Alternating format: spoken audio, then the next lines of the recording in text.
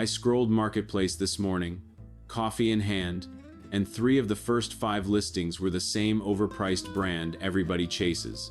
A mid-2000s bowrider with a soft floor and a motor that's been just serviced, asking 11 grand like it's doing you a favor. And down at the bottom of the same page, buried under the sponsored junk, sat a 15-year-old aluminum deep V, clean hull, tight rivets, honest photos, $2,200. Nobody had messaged the guy. Nobody. Here's what that costs you. You go chase the shiny name because everybody told you it's the safe bet, and you overpay by 4 or 5,000 for a hull that's already tired, while the boat that'll outlast you both sits 3 listings down, ignored, because it doesn't have the badge you were taught to want. That's not bad luck. That's a pattern. I've walked the docks and crawled the bilges on more used boats than I can count. Buyers pay me to tell them the ugly truth before they sign. And I'll tell you the same thing I tell them. The market doesn't reward the best boat. It rewards the most famous boat. 5 or 6 brand names get bid up every single season. Packed listings, bidding wars, people paying new boat money for something built when their kid was in diapers. And meanwhile, the boats with genuinely better bones sit on the yard collecting pollen. The money runs to the name. The value runs the other way. So today I'm doing the opposite of the usual list. No worse boats. No fear. I'm handing you the 3 cheap, overlooked hulls that survey clean almost every single time. The ones I'd tell my own brother to buy if he had 10 grand and wanted something that floats in 20 years. Plus a couple of honorable mentions at the end that'll make you rethink your whole search. I'm Sam Holloway. Let's start with the one hiding in plain sight. The old aluminum deep V fishing boat. I'm talking the 80s and 90s Lund, the Alumacraft, the Starcraft, the old Grumman utility hulls, the ones that show up on Marketplace under a tarp for $600 to $4,000, with a tired little outboard and a guy who just wants it out of his yard. Now let me be fair, because fair matters. This is not a fancy boat.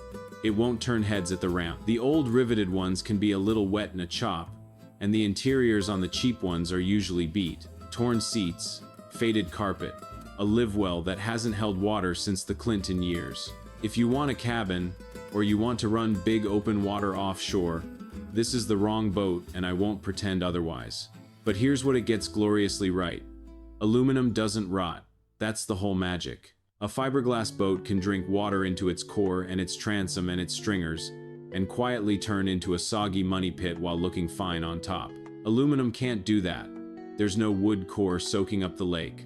There's no gel coat to blister. You've got a metal hull that's been shrugging off dents and corrosion for 30, 40 years, and a simple tiller or a basic console with almost nothing on it to break. Fewer systems means fewer money pits. That's the surveyor's whole religion right there. And let me put a finer point on that rot business, because it's the single most expensive thing I catch on survey. On a fiberglass boat, the floor and the transom and the stringers, those are the backbone beams running down the inside of the hull, are usually wood or foam wrapped in glass. You never see them. Water finds a way in through an old screw hole or a cracked fitting, soaks that hidden wood, and it rots from the inside, while the outside still shines like a showroom. By the time you can feel the floor go spongy underfoot, you're looking at $3,000 to $8,000 in structural work, and that's if you do it yourself. I've turned down more shiny fiberglass boats over a soft transom than for any other single reason. An aluminum hull has none of that anatomy to fail. There's nothing buried in there to quietly turn to mush. What you see is what you're buying, and after 20+ years of poking at wet cores, I can tell you that peace of mind is worth more than any badge. A late 90s Lund 1775 Pro V, the aluminum deep V, is genuinely one of the best riding tin boats ever built, and Lund holds value like almost nothing else on the water. It's not unusual to run one 10 years and sell it for close to what you paid. Read that again. The boat that costs the least to own also gives the most back when you're done. The market has that exactly backwards, and that's your opening. Here's the us versus them of it. The marketplace darling says buy the flashy fiberglass bow rider with the wood floor and the 50 hours on the meter. The boatyard says that floor is going to cost you $3 grand in 2 seasons, and the tin boat next to it will still be running when the bow rider's in a landfill. I know which one I'd write the check for. Now, what to actually check on that boat, because it's specific. First, the rivets. If it's a riveted hull instead of welded, get underneath and look for silicone goo smeared on the rivet line. That's a seller hiding weeping seams. A few weepers you can rebuck, but a whole keel line of them means the hull's been working and flexing for decades. Second, the transom. Some old aluminum boats have a plywood core sandwiched in that transom, and if it wasn't sealed, salt water turns it to oatmeal. Stand on the outboard, lean your weight back, and watch it. 1/8 of an inch of flex is fine. More than that, the wood's gone soft. Third, get a magnifying glass. That's corrosion. And where two different metals touch, a stainless bolt against aluminum, it eats faster than you'd think. Wipe it clean and look for pitting, little pinholes that'll leak. Do those 3 checks, and a $2,000 tin boat can be the best money you ever spend on the water. Verdict on the old aluminum Deep V? Buy it. If it passes the rivet, transom, and corrosion look, buy it without a second thought. It's the highest floor-to-price ratio in the entire used market.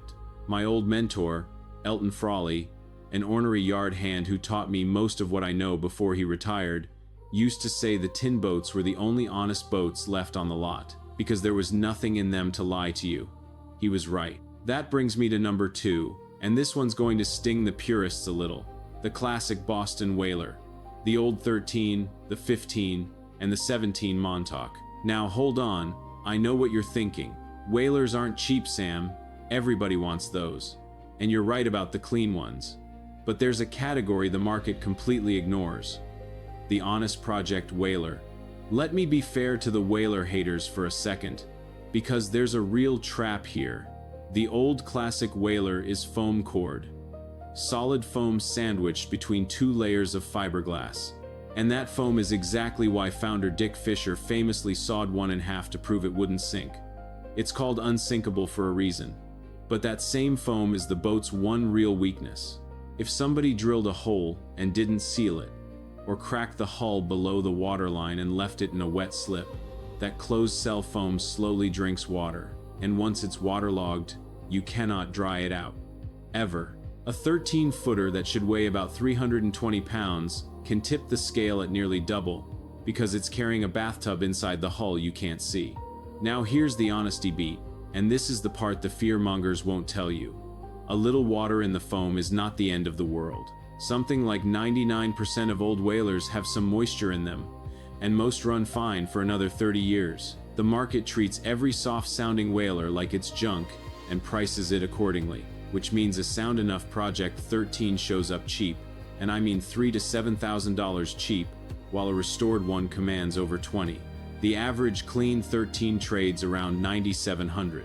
So the spread between a scared seller and a smart buyer is thousands of dollars on the exact same legendary hull. The us versus them here is simple.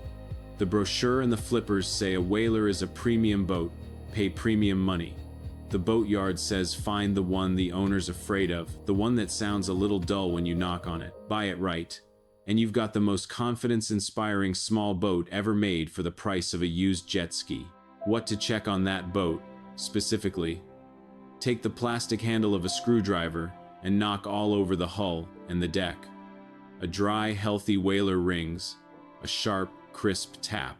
Waterlogged foam gives you a dull, dead thud. Map the dead spots. A little is fine, a whole deck of thuds, walk away. Second, and this is the pro move, weigh it. If you can get it on a trailer scale, a factory spec weight tells you everything. Double the spec weight means it's a sponge. Third, check the transom hard, especially the 17 Montauk with a heavy 4-stroke hung on it. Look for cracking and rust staining right where the outboard bolts through. That's water in the transom core. And ask one question that tells you the whole story.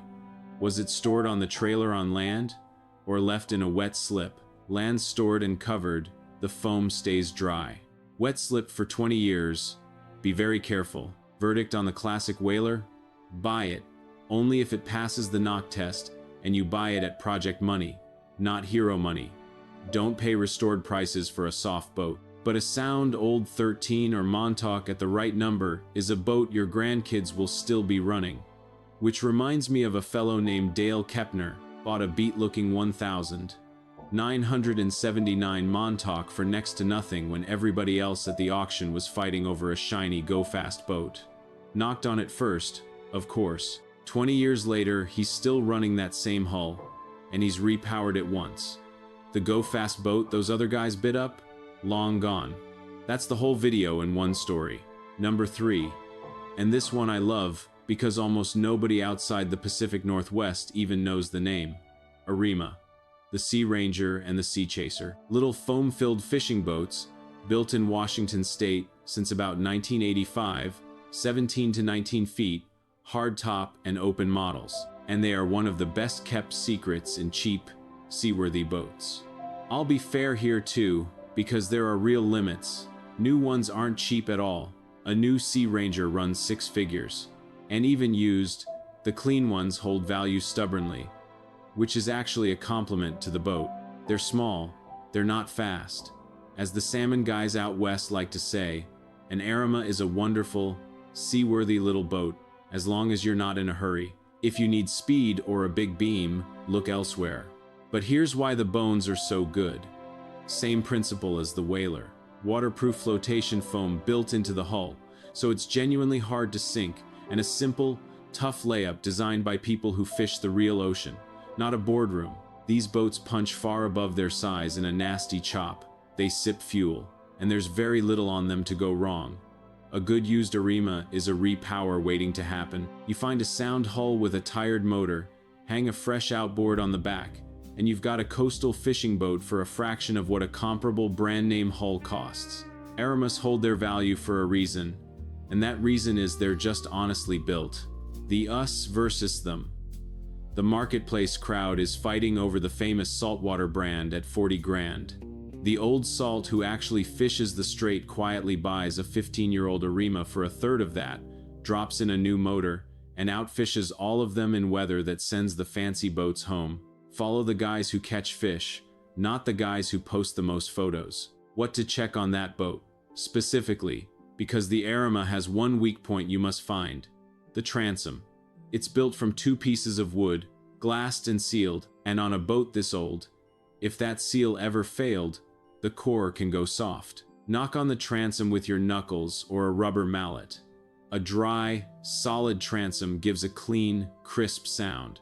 A wet one sounds deep and hollow, like you're banging on a drum. Second, look hard at the corners of the engine well and around the outboard bracket for gelcoat cracking or crazing, little spiderweb cracks, and push down on the tilted outboard leg while you watch the transom. If it moves or the glass compresses around the bolts, the wood's gone. Third, and this is specific to the older Arimas, a couple of the 90s hulls were found to have voids where the foam didn't fill completely, which can show up as a slightly wavy hull side. Sight down the hull in good light. A little waviness is cosmetic. Big voids are a maybe walk away. Get those right, and you've got an offshore-capable boat for inshore money. Verdict on the Arima? Buy it, absolutely, if the transom knocks solid. It's the most boat per dollar in real saltwater capability that almost nobody's bidding on.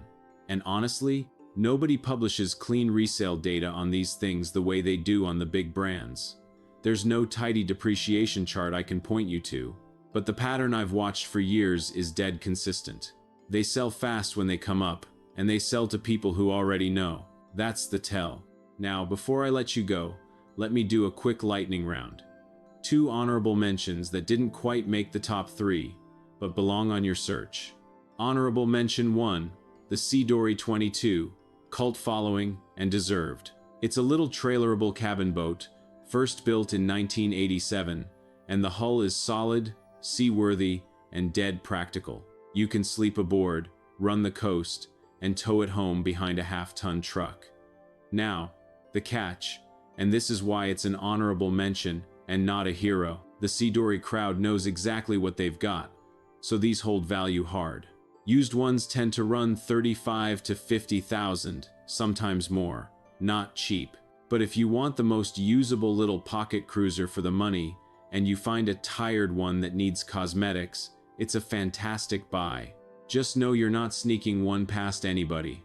Honorable mention 2. And this is a category, not a single boat. The simple, older fiberglass center console from a solid but less famous builder. I'm not going to bury a specific brand on camera, because the good and the bad varies boat to boat and year to year, and that's a fact, not a dodge. But the principle is gold. A basic center console.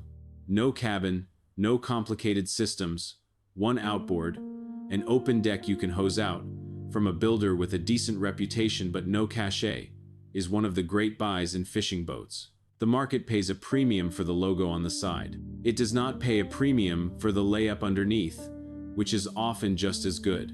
Find the plain one from the honest builder, survey the transom and the stringers, and you've bought the same fishing day for half the money.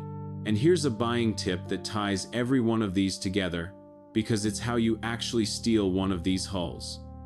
Learn to separate the value of the hull from the value of the motor. On a lot of these ignored boats, the asking price is really the seller pricing the outboard and throwing the hull in for free in his own head. So when you see a sound old Arima or a tin deep V for 3,000 or 4,000 with a dead or tired motor, don't run from it, run toward it. A good used outboard, or even a fresh one, is a known, fixed cost you can shop for. A sound, rot-free hull is the thing you cannot buy back at any price if it's gone. I would rather have a bulletproof hull and no engine than a rotten hull and a brand new one.